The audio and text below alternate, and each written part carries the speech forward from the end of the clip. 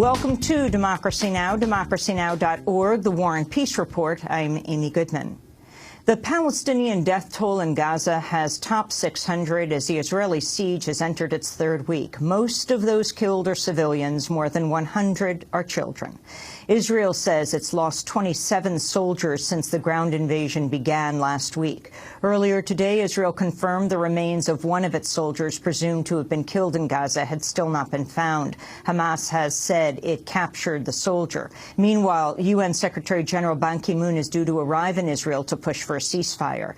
Earlier today, Ban met in Cairo with U.S. Secretary of State John Kerry. Egyptian officials and leaders from the Arab League will go to Gaza for more on the crisis after headlines. In eastern Ukraine, pro-Russian rebels have handed over flight data recorders removed from the crash site of Malaysia Airlines Flight 17. All 298 people on board died when the plane was shot down last Thursday in a rebel-held area.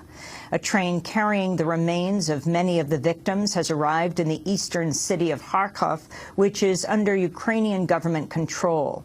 European foreign ministers are meeting in Brussels today to discuss a possible new round of sanctions against Russia for its support of the rebels who are suspected of shooting down the plane. Also in the news, President Obama has signed an executive order banning workplace discrimination against LGBT people employed by the federal government or firms with federal contracts. Doesn't make much sense, but today in America, millions of our fellow citizens wake up and go to work with the awareness that they could lose their job, not because of anything they do or fail to do, but because of who they are. Lesbian, gay, bisexual, transgender.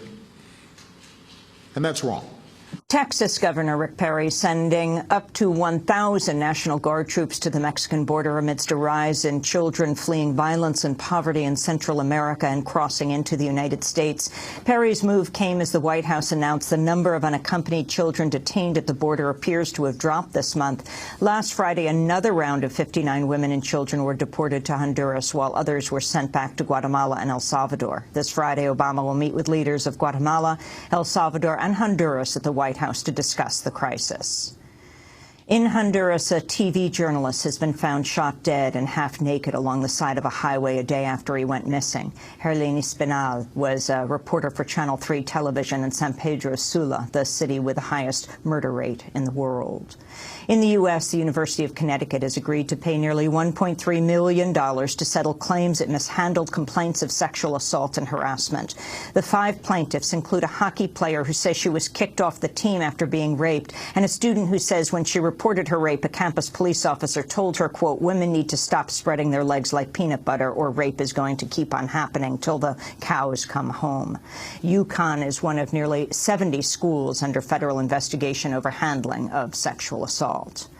Detroit, Michigan is suspending its mass shutoff of water to thousands of residents for 15 days after mass protests. Since March, Detroit has cut the taps of more than 15,000 households, with more than 90,000 others at risk after falling behind on their bills. The pause came as residents filed a lawsuit saying the shutoffs violate their constitutional rights. In Utah, about 21 people were arrested after activists locked themselves to equipment and blockaded construction at the first-ever tar sands oil mine in the United States. Utah Tar Sands Resistance said about 80 people joined the action against the mine in the Book Cliffs, which they say threatens to devastate land, water supplies, and the climate. And a new report by Human Rights Watch finds federal agents or their informants have played a direct role in almost every major domestic terrorism case since 9/11. Deputy Washington Director Andrea Prasso described the targeting of Muslim Americans in sting operations. If law enforcement has a reason to suspect that someone has a propensity towards violence, has expressed an interest in engaging in violence or other criminal activity, of course they should investigate, and they should use all the lawful resources they have at their disposal. But in some cases, they were doing more than that.